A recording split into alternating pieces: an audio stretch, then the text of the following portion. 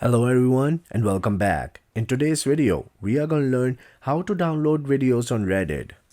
Now downloading a video from Reddit is quite simple. Just follow my steps.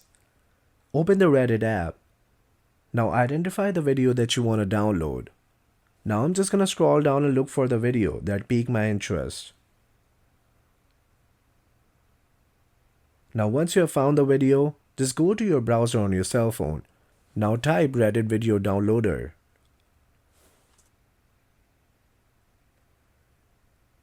Now just click on the first link.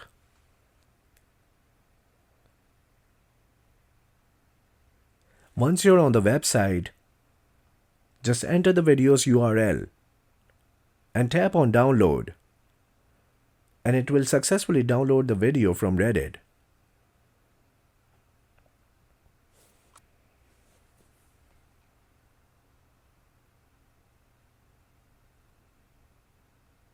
Tap on download, and it's done. Hey, if you found value in this video, don't forget to subscribe.